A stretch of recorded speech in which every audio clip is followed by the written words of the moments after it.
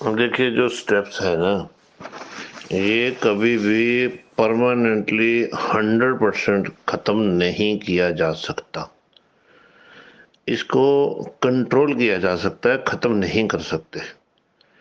Control ऐसा है कि अगर आपकी प्रैक्टिस अच्छी है तो स्टेप्स का, अभी मान के चलो अगर आपके फार्म में 100 एनिमल में से 50 को आ रहा है ना, तो कंट्रोल करने के बाद में 100 में से 2 या 3 को आएगा। लेकिन अभी अगर 100 में से 50 को आ रहा है तो बचते हैं आपके मुश्किल से 10 और 40% मर रहे हैं। तो कंट्रोल करने के बाद में पहली चीज़, 100 में से सिर्फ 2 या 3 को आएगा अच्छे वाला कंट्रोल। वो आगे चल के बताता हूँ कैसे होता है। लेकिन मरने की जो संख्या है वो 0 हो जाती है। यानी कि शॉर्टकट में ये समझाना चाहता हूँ कि स्टेप्स को 0 नहीं किया जा सकता। दुनिया में कोई ऐसी दवाई नहीं बनी जो कि स्टेप्स को बिल्कुल जड़ से ख़त्म कर दे। लेकिन इसका रोकथाम है, इसका कंट्रोल है। हमारे ग्रुप में कई सालों से हज़ारों फार्मरों ने जो अपने फार्म में एक साल के अंदर 100-100, 200-200, 250-250 बच्चा मारते थे, आज मात्र वो 2 से 3, मैक्सिमम 5 बच्चों की सर्विस करने के बाद में उनको ठीक कर लेते हैं, मरने एक भी नहीं देते। होगा एक आधा मर गया तो मर गया, वो भी फार्मर की गलती से। अभी करना क्या है वो सुनिए। हर 6 महीने के बाद में आपके पेरेंट स्टॉक के अंदर अमोक्सिसिलिन और पैरासीटामोल का फीड जाना चाहिए। उन 6 महीनों में जो 5 दिन का कोर्स होता है, अगर उन दिनों डिलीवरी हो तो आपको अमोक्सिसिलिन लगाने की ज़रूरत नहीं है। लेकिन एक तो ये 6 महीने के बाद में पेरेंट स्टॉक में आती हैं जिनसे आप बच्चे लेते हो और जो बोर होते हैं।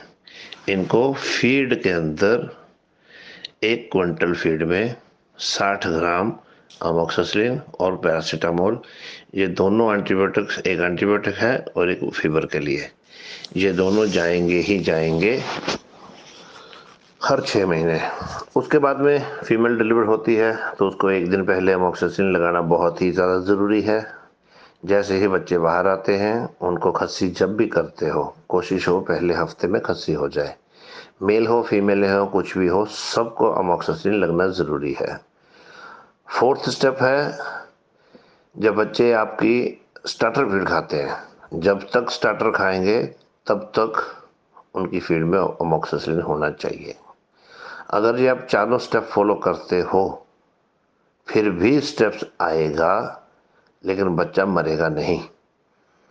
क्योंकि ये चीज़ें होने के बाद में जब स्टेप्स का बैक्टीरिया हल्का फुल्का दिखता है ना, तो 1 या 2 दिन का अमोक्सिसिलिन लगाने से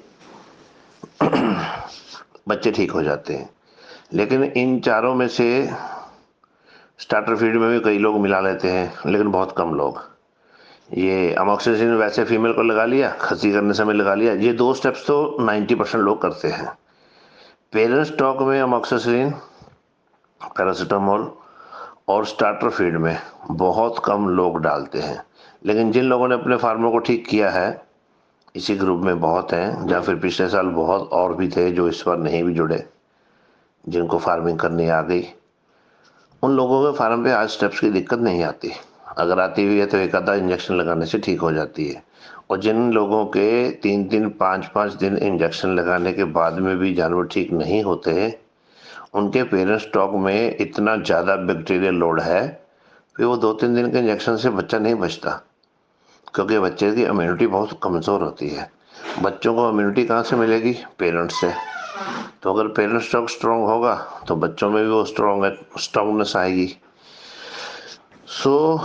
इसको स्टेप्स को ठीक करने के लिए, 95% ठीक करने के लिए पेरेंट स्टॉक हर 6 महीने बाद अमोक्सिसिलिन यूज़ कीजिए।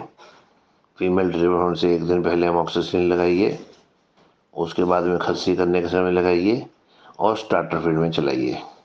फिर आपके यहाँ जानवर नहीं मरेंगे। और ये चारों स्टेप आपको फॉलो करने ही पड़ेंगे। ऐसा नहीं है कि जो फॉलो नहीं करते उनके बच्चे नहीं बचते। जितनी देर किस्मत साथ दे रही है वो बच रहे हैं। जब झटका लगता है तो फिर बहुत बड़ा बड़ा लगता है। लोगों के 100-100, 150-150, 200-200 एनिमल इकट्ठे भी मरे हुए हैं। तो ये चीज़ें जो है ना, ये करनी ही पड़ती है, उसके बिना नहीं बात बनती। रही बात आपको मार्केट में मिलता नहीं है, तो प्लेन मिलता है अमोक्सिसिलिन। अगर आपको लॉन्ग एक्टिंग नहीं मिलता तो प्लेन मिलता है, वो यूज़ कर सकते हो।